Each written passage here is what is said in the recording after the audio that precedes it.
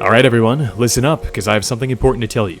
Let me start off by saying this. If you like One Piece, good for you, I don't care. I used to like One Piece too. This is not a video where I'm going to tell you guys that you're wrong for enjoying One Piece. This is not a video where I'm going to try to tell you to stop reading or watching the series. This is a video about why I personally decided to step away from the series. And before anybody tries to pull the, oh, you were never a real fan bullshit, no, I was a real fan. You're talking to the same guy who made the Jolly Roger ranking video, okay? I'm the same guy whose YouTube channel started off as a One Piece centered channel. My old YouTube profile picture was literally a wanted poster from the One Piece series, okay? My first video ever to preference this was on Gecko Moria. Who the fuck cares about Gecko Moria? Well, apparently I did. I loved One Piece at one point, and I genuinely loved digging into its expansive world. Your boy even ended up going to Japan. I entered the Shonen Jump shop and I went out of my way to purposely get myself measured next to the One Piece characters. Turns out I'm slightly taller than Zoro. I say all of this to preference that these are the words of somebody who genuinely loved One Piece at one point. This isn't ignorance, it's not bandwagon hate, so don't tell me that I never cared about the series. Don't tell me that I'm not a fan. You guys can go tweak out and cry about it in the comments section. And hey, if you guys are gonna leave death threats, try to at least make them creative, alright? Also, before anybody says, you didn't understand the story, Shane, I understood it just fine. You people are the reason why this intro is about 5 minutes long. Saying I didn't understand One Piece is an easy way to avoid engaging with criticism. I understood the story, I just stopped being impressed by it. And to be very clear, there was a lot that I did enjoy about One Piece. I liked the world, I liked the expansive universe, I liked the sense of adventure, and I was never even turned off by the weird character designs. I actually liked how One Piece looked. The over-exaggerated proportions, the goofy faces, even the fucking cartoon logic. And yes, I am fully aware that characters like Nami and Robin have toothpick waists and breasts the size of basketballs. That's not what broke me, okay? If that was my sole problem, I would have tapped out thousands of chapters ago. And so then the obvious question becomes, Shane, what really changed for you? That's right, I hear all of you in my comment section screaming, but Shane, what did One Piece do to you? And my answer in return, nothing. Yeah, you guys can call me Horty Jones because my answer is nothing. Nothing changed, and that's the problem for me. The story never evolved in a meaningful way for me. Heartbreaking, I know. And this is where we begin section 1, the stagnation of One Piece, in my opinion. In my opinion, the structure hasn't changed, and the outcomes certainly haven't changed. Whether you watch or read this story, you will soon come to realize that it is the same sequence of events unfolding over and over and over again. And after long enough, that repetition doesn't feel comforting. It feels stagnant like pond scum. And here's the loop. The Straw Hats arrive at a new island. The Straw Hats come face to face with quirky culture. Get it? Because the dog is extra long, and the island name is Long Ring Longland Island, or whatever the fuck it is. But this aside, more often than not, the Straw Hats will encounter funny locals and have strange rules on these islands. But uh-oh, something's wrong. There's an oppressive ruler, a tyrant, a real pirate, a god, perhaps a sea creature that needs to be dealt with. But then we meet a new character. Go ahead and cue the tragic flashback and the same sad music used for every sequence, but it should be stated that One Piece delivers us a plethora of themes. Dead parents, slavery, hunger, trauma. And let me be very clear here. I'm not trying to make a caricature out of any of these themes. These are serious subjects, and for the most part, I believe that One Piece actually handles these maturely and effectively. That's not the problem. That's never been my problem. My problem is the resolution is always the same. No matter how complex or horrific the situation is, it ultimately relies on Luffy between bites of meat and stretching his arms, punching the problem in the face. Different trauma, different setting, same solution. And I shit you not, this happens every single time. The island is saved, everyone cries, everyone parties, the Straw Hats leave, and then they do it again, and again, and again. And eventually, I wasn't even asking what would happen, I was only wondering when the sad backstory would start. I transformed into fortune teller Baba. And so when I would go to watch the anime adaptation of One Piece, there was no suspense for me. I mean, this shit was literally muscle memory for your boy. And this repetition becomes impossible to ignore when you notice how specific this trope becomes. Before anybody jumps to the comments, well, let's be real, I'm sure you guys are already in the comments section, but I want to be very clear about what I'm doing here. I'm not trying to say that every single chapter of One Piece is the same. I'm not talking about the travel arcs, the gag arcs, or even just the short transitions. I'm talking about the major narrative arcs that contain villains, stakes, and are supposed to have emotional payoffs with consequences. And so after my years of watching One Piece, I created this list. Because when you strip away the names, powers, locations, and hype, One Piece relies on a very consistent narrative structure. This is the formula that the vast majority of One Piece arcs follow, sometimes perfectly, perhaps maybe missing a variable or two at most. The Straw Hats arrive at a new island. Someone important needs their protection. A traumatic backstory reframes the injustice. A corrupt authority is revealed.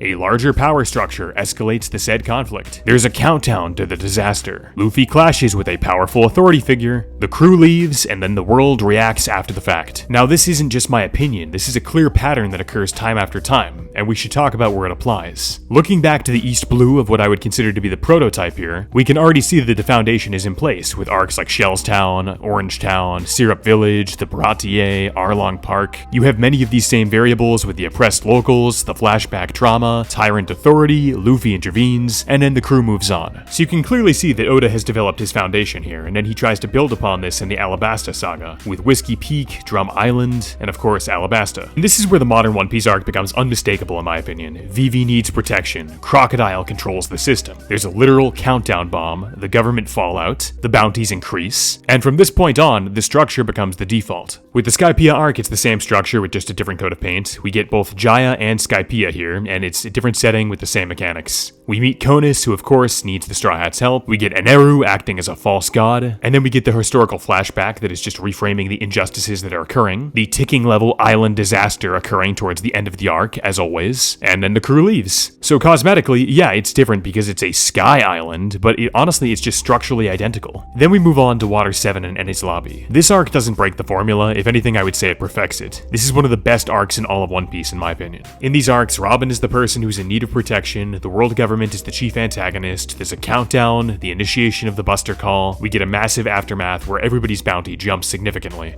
And then we move on to Thriller Bark, which is just another condensed variant of the formula. We have a contained setting, tragic backstories, Gecko Moria acting as the authority figure, Luffy has to beat Moria before the sunrise countdown, Kuma representing the outside escalation, shorter arc overall, same structure. Admittedly, the Summit War does shake things up a little bit, but mostly abides by the formula. Luffy ends up going to a new location, the important person that needs saving here is Ace, of course, the entire saga is a rescue mission. The whole ticking clock concept is really the execution. And of course, we definitely get traumatic flashbacks here. Ace's childhood, Luffy's bond with him, Whitebeard's idea of family, and of course, the overall authority figure here is the world government publicly executing a political prisoner to maintain order. And you could say that the larger power structure escalating the conflict here could be any of the above. The admirals, the warlords, the pacifistas, I mean, there's so many of them. And of course, Luffy clashes with these figures again and again, even when he's clearly outmatched. And then we move into the new world where this formula is reasserted at a much larger scale.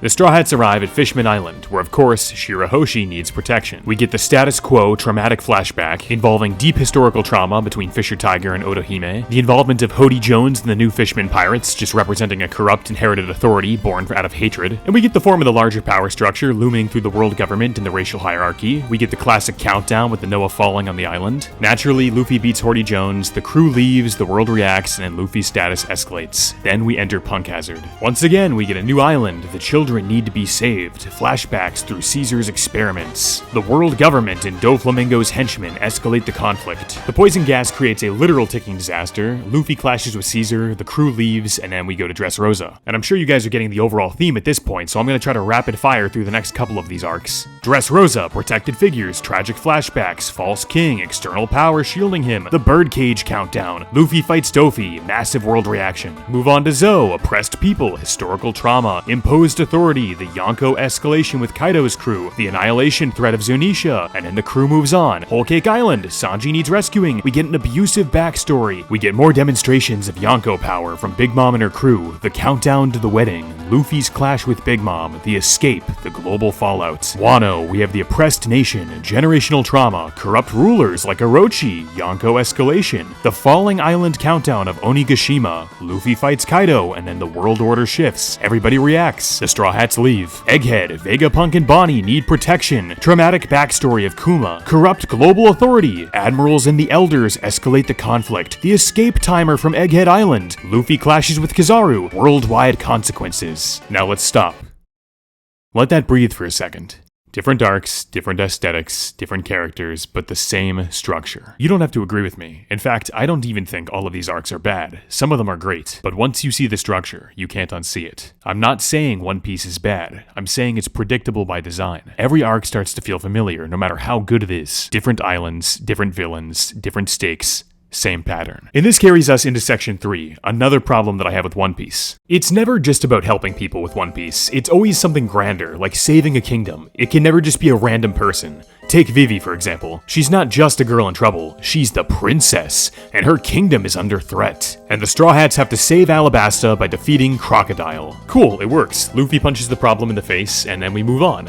But then, you do it again. The Straw Hats just so happen to meet Shirahoshi. And of course, what do you know? She's not just some random mermaid, she's the mermaid princess. The most important person on all of Fishman Island. And surprise, Fishman Island is in crisis. There's an extremist villain, racial tensions, generational hatred, centuries of oppression. And who shows up to fix all of that? The Straw Hats. And of course, Luffy punches out the problem and then we move on. And in case anyone else thinks I'm cherry picking, oh look, there's another princess in another castle. I'm sure you guys are catching on at this point, but the Straw Hats meet Rebecca, another royal, another oppressed kingdom, another tyrant, Doflamingo. Say it with me, everybody. Luffy punches out the problem, and then we move on. Also, here's some more food for thought for you guys. Why is it that nobody in the One Piece universe can just be a person? You're probably asking, Shane, what do you mean by this? Well, what I mean is that everybody has to be somebody. Oda needs to give everybody some inflated sense of importance. For example, Luffy didn't just grow up with some random kid, it just had to be Gold Roger's son, the fucking Pirate King.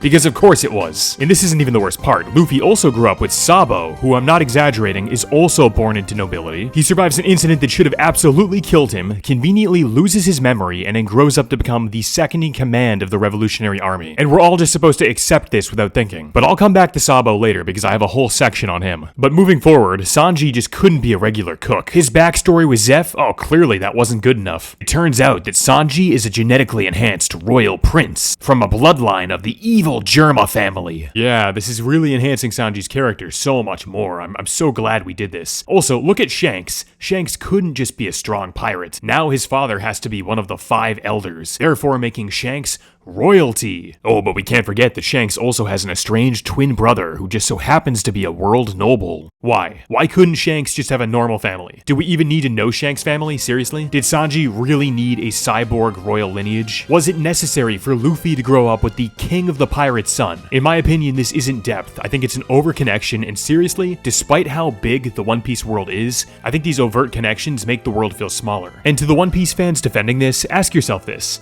Was it really necessary that we had to find out the Queen of the Beast Pirates was Frankie's father? But Shane, they're both cyborgs! I've got to say, in all honesty, it's the biggest piece of dog shit that I have ever heard.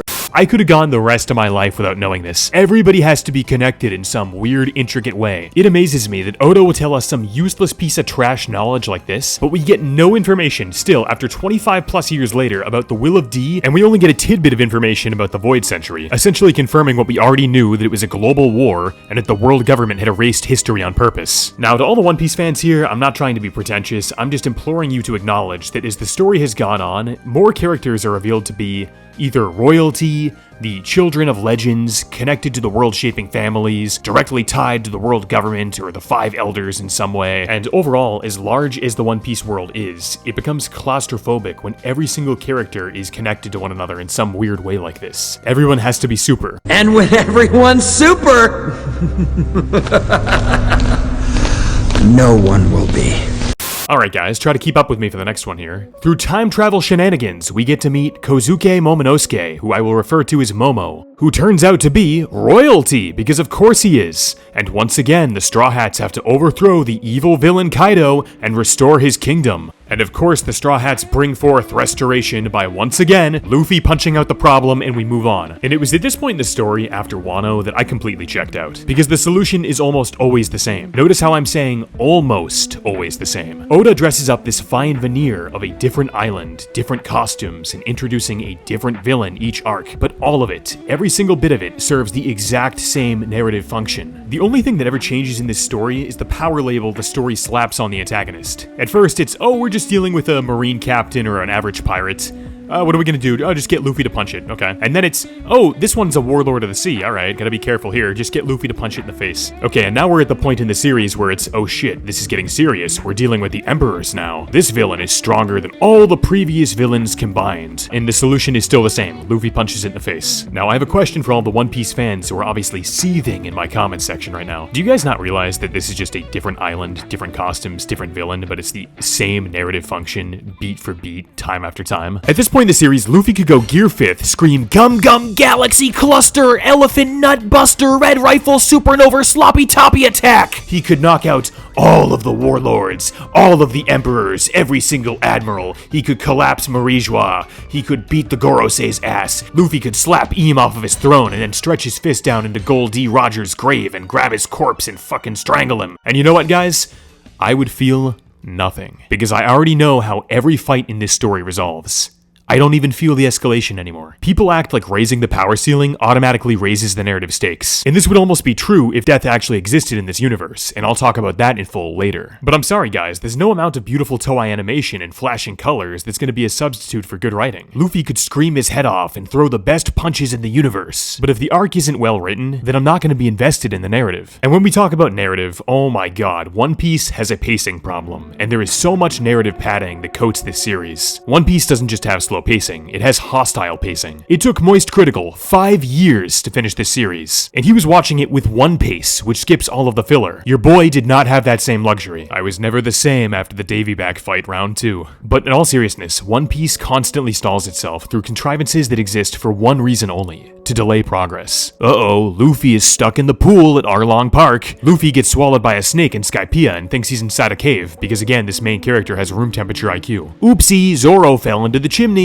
What's that you say? We have to wait 20 chapters before Luffy can arrive on the rooftop in Wano? Now, we all know that these are contrivances that Oda deliberately puts in here to try to stagnate the plot further. And of course, you don't want the clash with the main villain to happen immediately. But after a certain point, some of this stuff just becomes ridiculous. The stalling and the narrative padding really draw out these arcs. And at this point in One Piece, if you don't like one of the modern arcs, oh man, I'm sorry, but you gotta strap in because there is no escape. No short detour here, no palate cleanser, nothing. And this is exactly what happened to me. Wano was a particularly hard arc for me to get through. The pacing of Wano destroyed me, and I just found myself asking, Oda, how many days are we gonna be in Wano for? And the next day, and the next day, and the next day, and the next day, and the next day, and the next day, and the next day, and the next day, and the next day, and the next day, and the next day.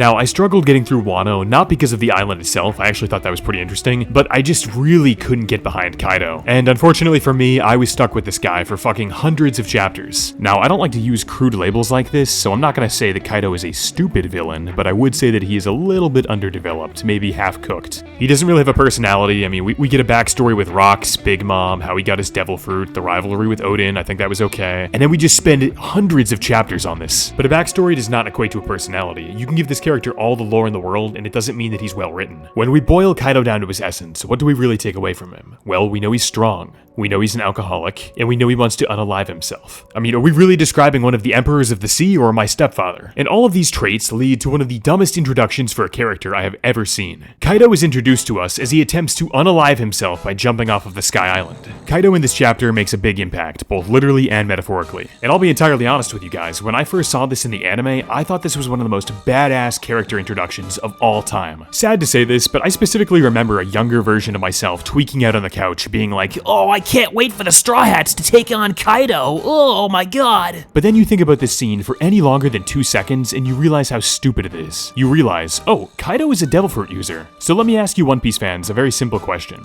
If Kaido really wanted to die, then why didn't Kaido just go play in the ocean, huh? Oh, and I can already hear you guys typing in the comment section. But Shane, Kaido wanted an honorable death on the battlefield. Okay, let's take that premise, alright? Let's say Kaido wanted to die on the battlefield. Then why did he dodge Zoro's attack? Why did he build the Beast Empire? Why would he avoid things that would kill him if this stupid fuck really wanted to die? If you want to die, you don't spend hundreds of chapters actively preventing it. So it's either Kaido doesn't actually want to die, or the concept was never truly thought through by Oda. And this is the concept for a character who becomes the backbone of a multi-year-long arc. And this was one of my main problems with Wano. You're trapped in this seemingly endless arc with a character who you couldn't care less about. And while the plot is stalling, we're also being fed the same cycle of gags endlessly for decades. How many times am I gonna have to listen to Brooke wanting to see some panties? Like, at this point, just show the man some fucking underwear. This stuff happens over and over again. We get Sanji, his nose bleeding at the sight of a woman. So many times that Oda actually escalates this into a plot point. Sanji gets a nosebleed underwater and practically bleeds out from glancing at a mermaid. Think about how insane this is. Here we are in an arc with racial tension, historical oppression, political extremism, the legacy of Fisher Tiger, and the driving plot point is, oh, Sanji is bleeding too much because he's horny. This, in my opinion, isn't comedy. I think it's just tonal sabotage. And yes, I know that One Piece is supposed to be a goofy series. I've never had a problem with the majority of the character gags. In fact, I think some of them can be quite funny, like Zoro getting lost, for instance. I'm not saying that the series can't be goofy, but eventually my patience with One Piece really starts to run out. Because we've gotten these gags hundreds of times, and honestly, at some point I just consider this to be wasted narrative space. We could be using this same time to resolve some of the mysteries that Oda himself has introduced hundreds of chapters ago. Oda has introduced so many mysteries into the One Piece worlds, and all of the One Piece fans, they just eat this shit up. The resolution, it doesn't even matter. The Void Century, the Will of D, Joy Boy, the Ancient Kingdom, the Ancient Weapons, the true nature of Devil Fruits, the world government's origin, how did Blackbeard get his powers, where is Laugh-Tale located, what does Eam really look like, and of course, what is the One Piece? And instead of answering any of these inquiries, Oda chooses to do this instead. Good question.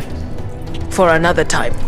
Instead, we get hints, teases, half-sentences, and silhouettes, just more vague statements that promise answers later on. And of course, I'm not expecting all of these to be answered right away. But I mean, come on, at this point, do you think we would have some answers to this universe? Do you guys know how long it took for Oda to actually show us Dr. Vegapunk's face, after all of the years of these bullshit silhouettes and purposely obscuring his head? Hundreds of chapters, years of waiting. You guys ready for this?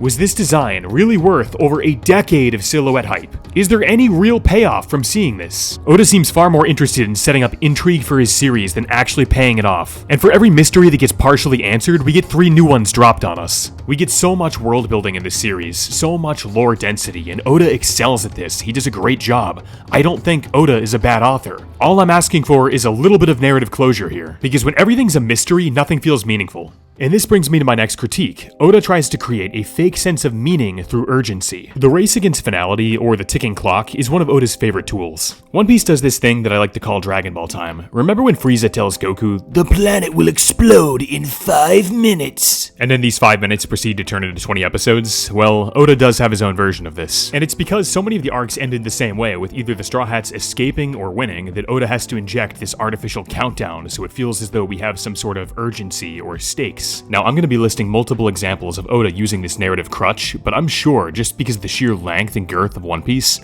pause, that I'm missing something here. But this aside, let's start off with Little Garden, where we have the Wax Candle of Doom. Here we have a countdown where the Straw Hats have to escape the wax before they essentially turn into statues. Then we move into Alabasta, where we have a literal countdown with the bomb about to detonate. In Skypiea, we also have a race against the clock, where Luffy has to stop Enel before he completely erases the island. In Water 7, we have the Aqua Laguna, which is just looming like a natural disaster deadline. Then Enies Lobby, with the Buster Call countdown before the island is completely destroyed. Thriller Bark, we have the Sunrise countdown, where Luffy needs to beat the piss out of Moria and return all the shadows before the sun rises. Marineford is pretty obvious, you have to save Ace before the execution schedule. Fisherman Island, the Noah falling, crashing into the island, we gotta stop that. Punk Hazard, we have the race against the poison gas, you gotta get to safety. Dressrosa, the birdcage, enclosing all the people and killing them. Wano, Onigashima is about to crash into the capital, gotta stop it. And my personal favorite, Big Mom wanting birthday cake, gotta get this bitch dessert before she destroys the entire island in a rampage. But my entire point, and the crux of what I'm saying here, is that urgency without risk is nothing but theater. And this is why the race against the clock doesn't work for me anymore in One Piece. This countdown exists to simulate stakes that don't even exist. Oda uses these various countdowns to give you an artificial feeling that the tensions and stakes are being raised. But more importantly, Oda uses these countdowns to truly avoid consequence, because real stakes would require real loss,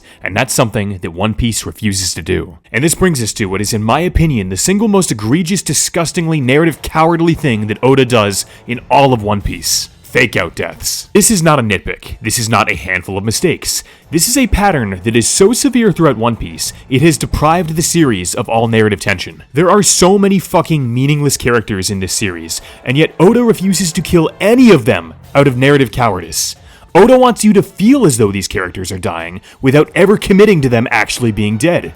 Death stops meaning anything in this universe. There's a line of dialogue in the anime adaptation of One Piece in the Wano arc between Sanji and Chopper. I found this line to be beautifully ironic, and honestly it acts as an allegory and like a thesis statement for the entire series of One Piece, even though this is 100% unintentional on Oda's part. Sanji saves Chopper from Queen and the Beast Pirates, okay? And he says to him, "Don't cry, you fool. How many times have we seen miracles?" And on the surface, this is meant to be comforting, a statement of hope. Maybe it's inspirational. But miracles stop being miracles when they happen constantly. They stop being extraordinary. They stop meaning anything. A miracle, by definition, is supposed to be a rupture in reality, something that should not happen but does so anyway. Yet in One Piece, miracles aren't rare interruptions. This is just the default setting of the universe. Characters survive explosions that level cities. They endure fatal wounds with no lasting consequences. They fucking die, only to walk it back an arc later with a bandage and a joke. And when everything is survivable and every sacrifice is reversible, nothing is truly at stake in this universe. And that's why, reading this story for me, One Piece has quietly undermined itself the entire time. Oda wants us to cry. He wants us to believe that a moment is tragic, final and devastating, but then it's that same pattern, over and over. No matter how bad things look, everything will be fine, everyone will survive, and the world will reset. And that's why Sanji's line becomes the perfect metaphor for all of this. Don't cry. You've seen this before. And that's exactly right. We have seen this before, so many times that death has lost its meaning. Now, I could end this segment right here. The point is already clearly made, but instead, I'm going to do something far less abstract. I'm going to go through every fake-out death that I could find in One Piece, one by one, and let's see if anyone can still seriously argue that this doesn't hollow out the stakes. So to start off, we have to trace our steps back to the East Blue, where we have the Mary. No, not the ship, even though One Piece fans probably count that as a death. I'm talking about Kaya's butler, Mary. Kuro literally slashes this man open. We see the blood all over the place. We get an emotional beat, the dramatic framing, but of course he's alive. Moving on, we have Gin from Don Krieg's crew, severely poisoned. This is treated like a death sentence, that we'll never see this character again. Nope, he's fine. Already, we are this early into the story, and it's telling you, don't trust what you're seeing. And then we move into the Brokeworks arc, where the explosions are basically confetti at this point. We have Mr. 9, who is blown up at point-blank range by Mr. 5. I mean, look at this man's face. He is literally eating this shit. And this scene is treated like an emotional death, with Vivi screaming as this man is essentially blown into orbit. But nope, he's alive. And speaking of other characters that survived, we have Miss Monday, who was also blown up at point-blank range. But don't worry, guys, she's completely fine. She only took a grenade to the face, and we just see her fiery corpse, right? With Vivi screaming. But she's good. Don't worry, she's still alive. And then we have Igram, who's blown up by Robin. Like, they dropped both the little boy and the fat man on this guy. And he comes back, I shit you not. This man strolls back into the story. He saunters on in with one single band-aid on his face. One band-aid, zero explanations. You want to know how he survived? Fuck you, that's how. We don't get an explanation. This is genuinely Looney Tunes type shit here. And then of course we have Pell, probably the most infamous fake-out death in the entire series. So Oda writes this emotional scene, essentially giving Pell an entire chapter of his own leading up to the sacrifice. And then we get the sacrifice itself. Pell carrying a bomb meant to destroy the entire country of Alabasta. It's heroic, emotional.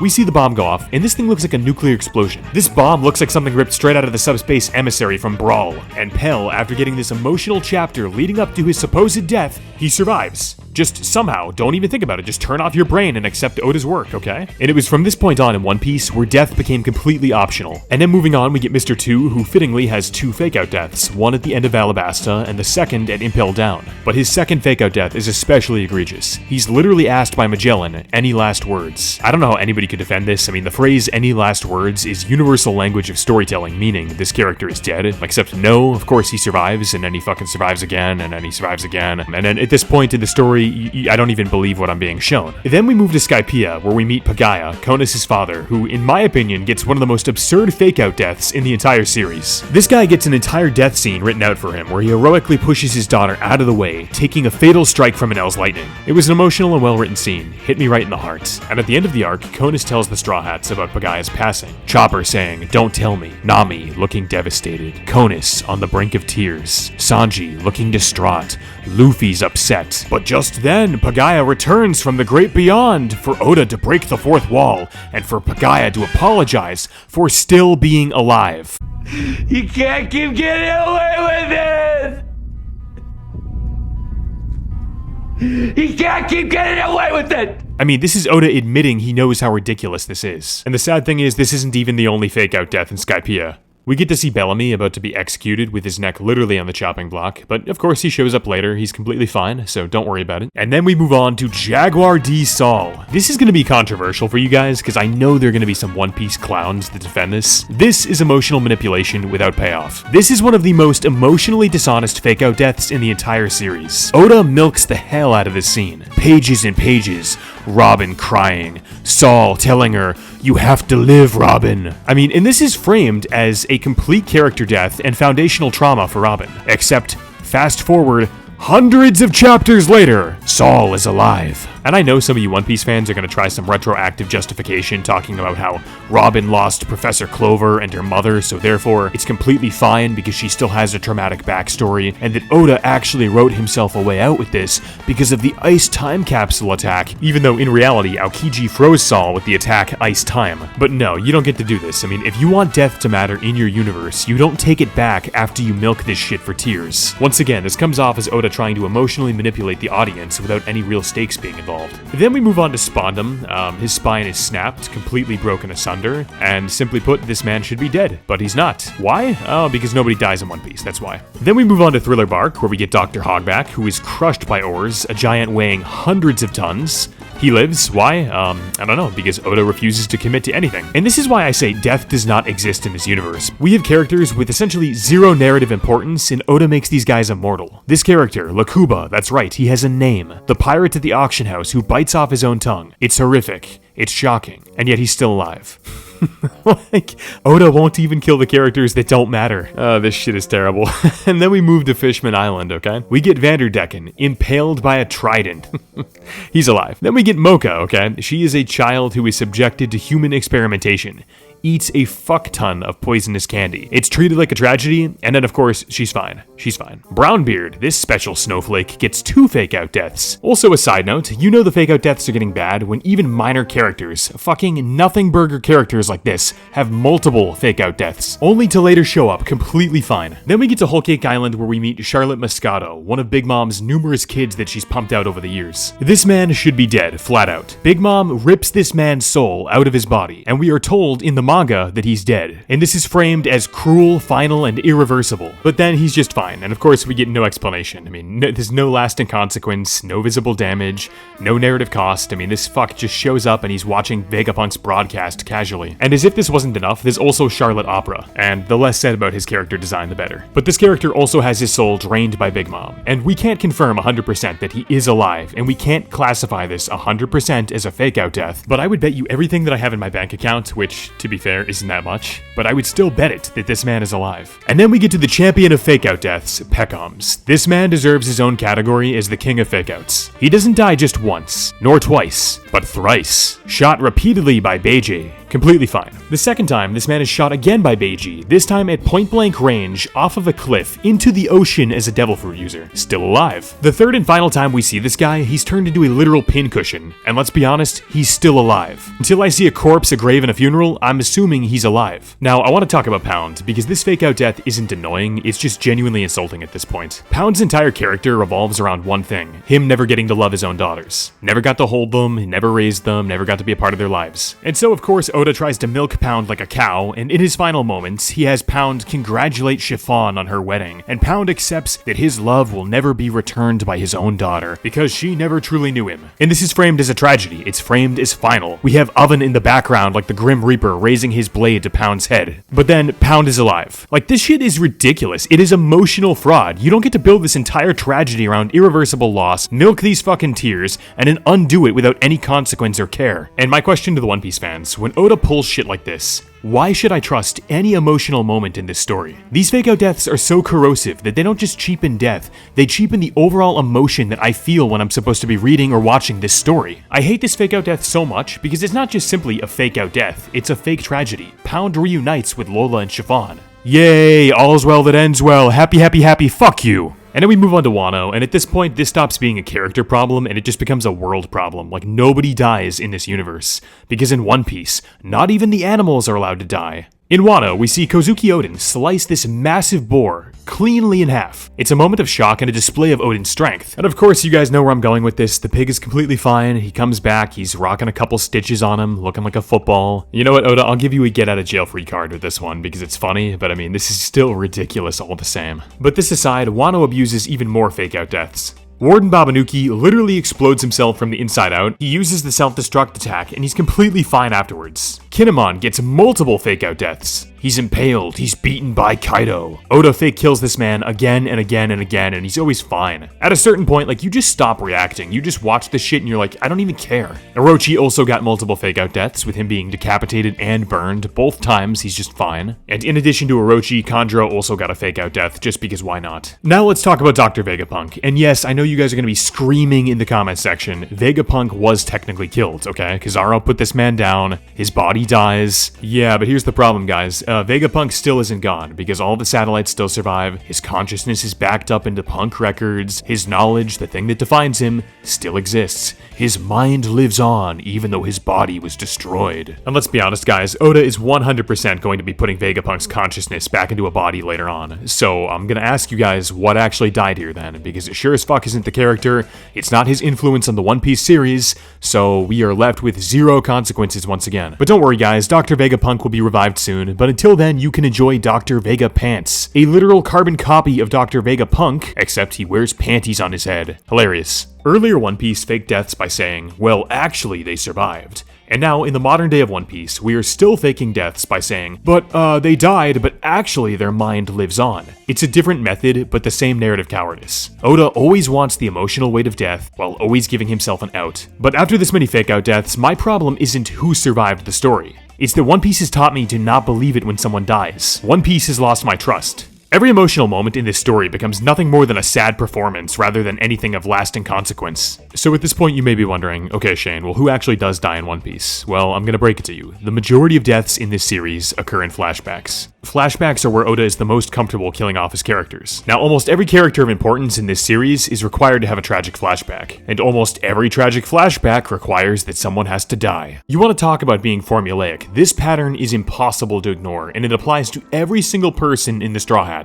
Let's start off with Nami. Her mother figure, Belmir, is executed by Arlong. For Zoro, we get the death of Kuina, and this occurs very abruptly, but this flashback defines his entire motivation to become the world's strongest swordsman. Sanji, his mother Sora dies in a flashback, and her death exists solely to explain why Sanji is different from the rest of his Germa siblings. Chopper, we get a flashback with Dr. Heerluck. And I mean, this death is so iconic in the series that this is basically Chopper's entire character. Usopp's mother, Banshina, passes away when he's young, and his father, Yasopp, essentially abandons him so he can carry out his pirate journey. Frankie, we have, of course, Fishman Tom, who is executed in a flashback. I mean, again, this is allegedly, because we don't even see the death, so I'm going to assume he's alive. Robin, we have O'Hara being wiped out, we get Dr. Clover being killed, her mother is killed, and then Jaguar D. Sol dies. Of course, until he doesn't. Brook lost his entire crew in a flashback, Jinbei lost Fisher Tiger. I mean, right there alone, I have already encompassed every single Straw Hat having a tragic backstory with one person dying at a minimum. And this isn't even touching upon the plethora of other One Piece characters that have somebody important to them die in a flashback.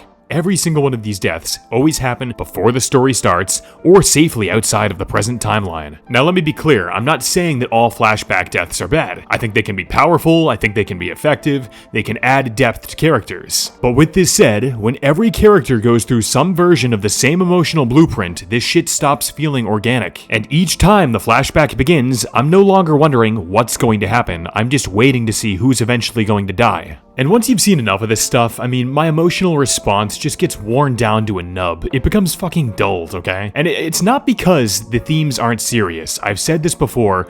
These are serious themes, and One Piece handles them maturely, but it's because the delivery is so damn predictable. You know the beats, you know the pacing, you know there's gonna be some sort of loss in these flashbacks, and this tragedy has become routine. It stops hitting. And these flashbacks don't just dilute death in One Piece, I mean, they can destroy the pacing, which I already touched upon earlier, but this is especially true during fights. I mean, if you look at Sanji versus Queen, for example, we're in the middle of a high-stakes fight, and then suddenly we need to stop everything because maybe Sanji hit a woman? As if Oda was actually going to turn Sanji into a wife beater. Be serious, come on now. And then we cut to more flashbacks with drama with the Germa family, flashback to Zeph. Sanji's childhood suffering, moral panic, and I shit you not, in the middle of this allegedly high-stakes fight, we have time to give the mouse a flashback. After a fight with a Yonko commander, we really needed to have a flashback with Sanji reminiscing about how he used to cook for the fucking Mickey Mouse Clubhouse. And this is supposed to be emotional depth. This is nothing more than narrative interruption. I'm sorry to break this to you, Oda. I do not care about this mouse. I could wipe my ass with this thing. This thing just continues to interrupt the fight. The fight needs to stop every 5 seconds so the story can reassure all of the readers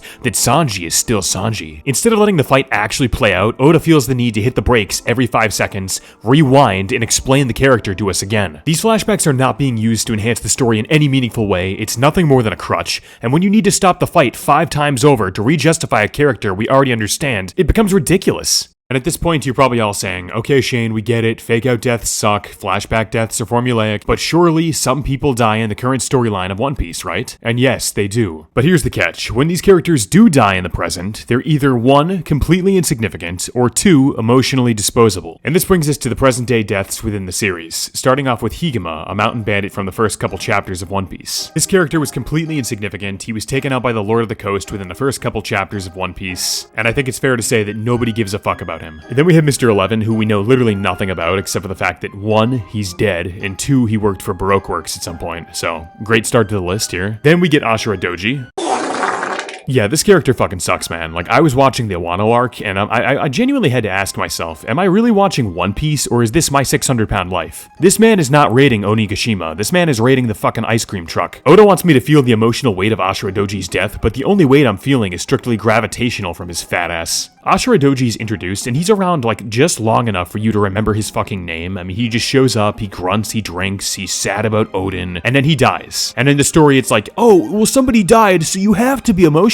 No, the emotion has to be earned, and Ashura Doji never earned the shit. I think the majority of the scabbards become interchangeable as the Wano arc starts to progress further, but I would bet you that he's nobody's favorite scabbard. Ashura's my favorite scabbard, Shane! Shut up, no he's not. Ashura Doji dies from an explosion, which is definitely surprising because we've seen so many characters survive these before. Speaking of the scabbards, we have Izo, who dies from only a few finger pistol attacks from the CP0 agents. These deaths mean nothing. They add nothing to the overall plot. They don't change the story whatsoever. It's a shame these characters don't have the durability of, say, Igrim, Pell, or maybe even fucking Pagaya, because then they'd probably be alive. No, but seriously, to the One Piece fans here, like, try to explain this shit. Try to justify how Igrim, a fucking nobody, could survive an island-sized explosion. Meanwhile, Izo, one of the former commanders of the Whitebeard Pirates, gets taken out by a couple finger pistol attacks. Logically, this makes sense, maybe if you're getting hit in the head with Usopp's 10-ton hammer. And this is where the writing becomes inconsistent, because you have a Yonko division commander like Izo dying to a few finger pistols, but then you'll have other characters like Eustace Kid just getting obliterated by Shanks, a nuclear warhead being dropped on him, and I don't even blink.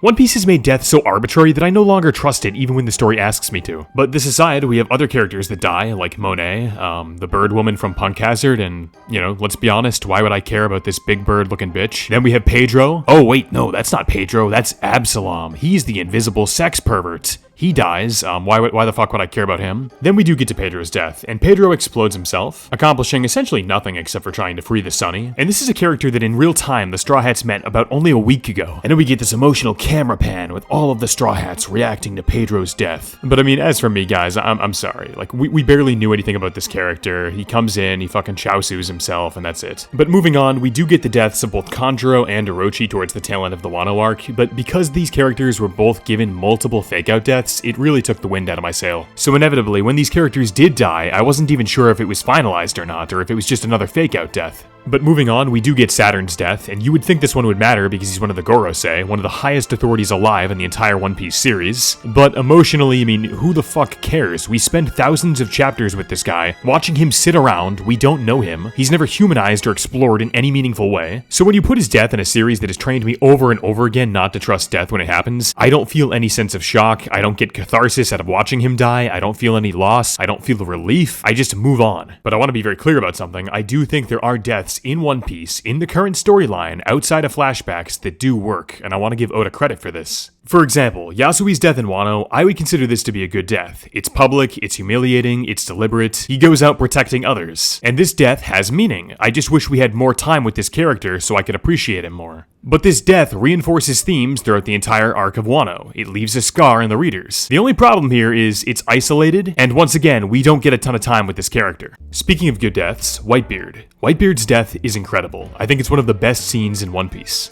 This man dies standing on his feet. An Emperor of the Sea falls. I mean, this moment matters. You can feel it. The world of One Piece changes because of his death. And Oda deserves credit for this. And now to talk about the death that I'm sure you guys have been screaming about in the comments section the entire time. Ace's death. I think this also works. I'll say this, I did find it frustrating for Ace to turn around just because Akainu is trash-talking Whitebeard, especially when you consider that Luffy, Whitebeard, and so many of these crews from the New World are risking everything to save him. So in my opinion, Ace fucks up here, and this mistake actually has consequences because Ace dies. The story doesn't undo it, and it's not a fake-out death. Ace's death breaks Luffy. He's already separated from his crew, and I would honestly say the tone of the series starts to shift a little bit. And for once, it seems as though One Piece is going to allow this loss to be real. And then Oda panics, because Sabo was introduced a few chapters later, right after Ace's death. And I know there are going to be some Sabo defenders in the comment section. You guys can cry about the third Sake Cup and tell me that the S on Ace's arm always stood for Sabo. I mean, maybe that's true, but let's be honest, the S could have stood for anything. It could have been symbolic, it could have just been a design quirk, but if you guys really want to ride Oda's nutsack and tell me that Sabo was foreshadowed from chapter 1, you go ahead and do that. Back in Alabasta, there was no definitive proof that Sabo was ever a fully realized character. My problem with Sabo is introducing a magical third brother 10 chapters after the most devastating death in the series. This is not organic.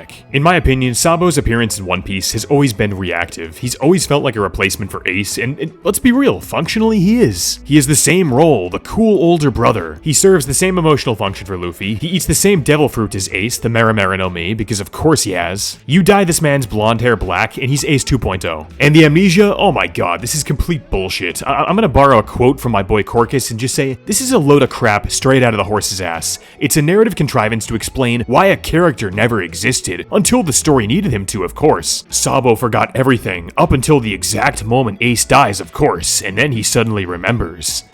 You're nothing to me now.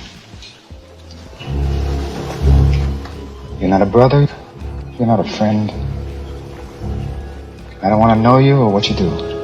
This isn't character writing, I mean, this is just pure convenience. And then of course Sabo comes back, he's not broken. He's immediately Admiral level, he's fighting Fujitora. He's a top agent of the Revolutionary Army, working directly under Dragon, Luffy's father. Because of course, everybody has to be connected. Sabo isn't a rediscovered character, he's practically installed into One Piece like some weird patchwork DLC bullshit. Sabo's existence alone really just breaks One Piece for me, because I really felt like Ace's death mattered, only because it was final, and then Sabo just comes along and kind of makes him replaceable, both emotionally, thematically, mechanically. If a death can just be swapped out and replaced, then it isn't really a loss, and Ace's death kind of proved that One Piece might have been able to tell a story about consequence, but through the existence of Sabo, it just kind of shows me that Oda really wasn't able to go through with it in the end. And this is my problem with One Piece. It's not the world building, it's never been about the artwork, and not the ambition of the series. It's that nothing is ever allowed to be final. After hundreds of chapters, your boy is abandoning ship. I am jumping off of the Sunny. For me right now, One Piece has stopped feeling like a story. It really has become nothing more